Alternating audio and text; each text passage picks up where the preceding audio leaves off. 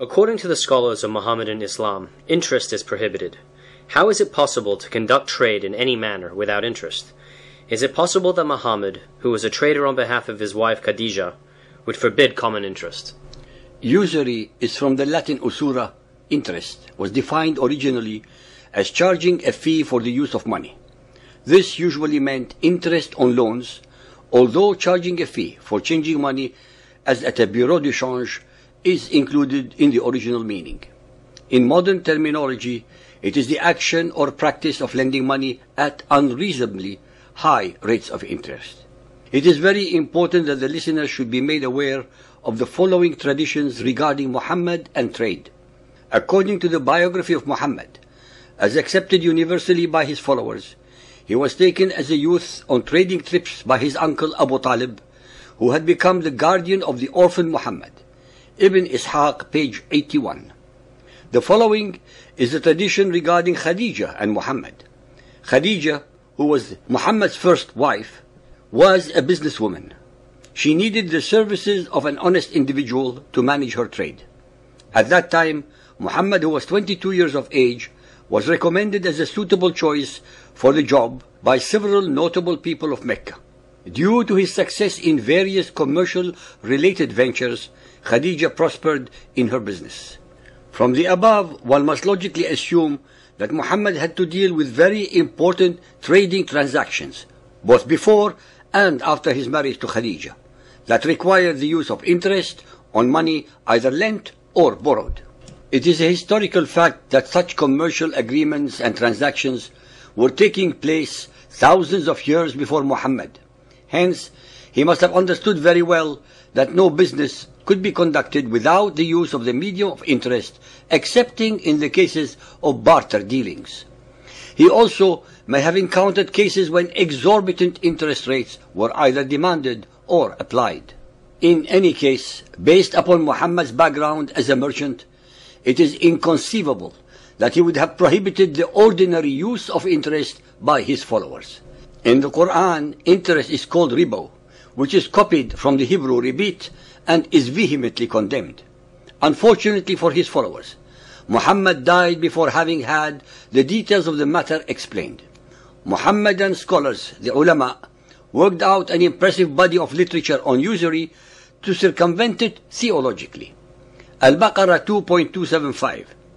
Those who devour usury, يأكلون الربوة, will not stand except as stands one whom the evil one by his touch has driven to madness. That is because, they say, trade is like usury, but Allah has permitted trade and forbidden usury. Since Allah permitted trade, and trade cannot function without interest, then logic dictates that in Muhammad's mind, usury meant actually exorbitant rates of interest. Al-Baqarah 2.276. Allah will deprive usury riba of all blessing. Al-Imran 3.130.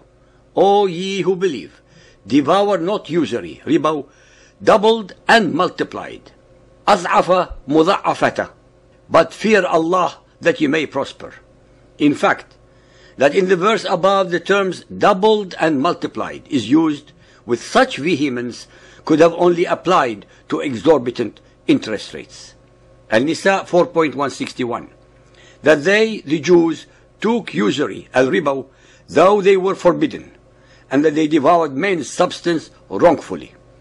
If usury in the verse above means common interest, then Muhammad's Quran falsely, ignorantly, and of course erroneously accuses the Jews of breaking their own law regarding interest. Moreover, there is no concept of usury in the Torah, since lending with interest is considered a bilateral agreement between two parties, invariably between a Jew and a non-Jew. Interest, contrary to the Quranic verse above, was not forbidden at all, especially between an Israelite and a stranger. Deuteronomy 23:20. You shall not lend upon interest to your brother. Interest of money, interest of foodstuff, interest of anything that is lent upon interest. That the Lord your God may bless you in all that you set your hand to, in the land where you are entering to possess. It should be understandable that since a non-Jew would only lend a Jew with interest, then the reciprocal should also be valid. But if usury in the Quranic verse above meant exorbitant interest, then the verse makes perfect sense, since under this circumstance it is prohibited. It beggars belief that Muhammad, who was after all a trader under his wife Khadija, would prohibit common interest, especially concerning his own Quraysh trading tribe. There is absolutely no doubt that riba could only have meant exorbitant interest. It was his ignorant, unlearned, and generally illiterate followers, because they lacked his guidance, extended it in a very illogical and impractical manner to cover all financial transactions. That is why the Muhammadans need a huge and convoluted strategy to take interest without calling it so. Thus trying to defy the logic that a rose by any other name is still a rose. Although interest is prohibited under Sharia law for the allegedly noble reason that all earning should be as the result of one's own sweat and effort, nonetheless, and based upon their own historical records, Muhammad and his followers found much simpler ways of enriching themselves by dispossessing, enslaving, conquering and plundering others of their produce and wealth.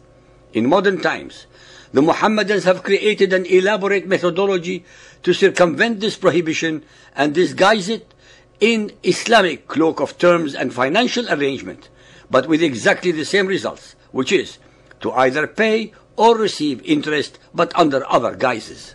What the Muhammadan records prove is that when it was applied to those who were not his followers, the unbelievers, such as the Jews and Christians to start with, he demanded and extorted in many cases up to 50% of their produce without any physical or financial input from him or his followers. The Zoroastrian Persians later suffered the same fate. This, of course, was not and is not considered by the Muhammadans as an unfair or unjust deal. There is absolutely no doubt, based on all the evidence and background of Muhammad, that his followers got it all wrong because he did not live long enough to explain what he meant, and in their ignorance came to the wrong and stupid conclusions. Al-Tirmidhi Hadith 2826, narrated by Abu Huraira. Allah's Messenger said, usury has 70 parts, the least important being that a man should marry his mother. The term usury, used in the above context, has no commercial connotations whatsoever. In fact, it is used as a means of expressing an obscene degree of immorality, that a son should marry his mother. Since no commercial transaction is involved, then usury in this instance can only confirm that its meaning applies only to exceptional cases pertaining to totally immoral and or unjust circumstances such as exorbitant interest rates. Al-Tirmidhi Hadith 2830, narrated by Umar ibn al-Khattab. The last verse to be sent down was that on usury, but Allah's Messenger was taken without having expounded it to us.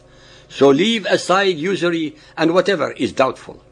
Al-Khattab's comment, so leave aside usury and whatever is doubtful, is one among the most astute regarding the subject of usury. He is implying that, since Muhammad had not detailed its meaning, Muhammadan scholars should not make a huge and uninformed issue of it. Sunan Abu Dawood Hadith 4858, narrated by Sa'id bin Zayd. The Prophet said, the most prevalent kind of usury is going to lengths in talking unjustly against a Muslim honor. Once more is the terms usury used without any relationship to commercial interest. Once again, it is addressing the issue of excess. Hence, based upon the Muhammadan records themselves, regarding Muhammad's trading endeavors on behalf of his wife, the commercial needs of his Quraysh tribe, and the use of the word to mean excess, not related to business, shows that the ignorant followers of Muhammad got it all wrong and put themselves in a totally unnecessary straitjacket.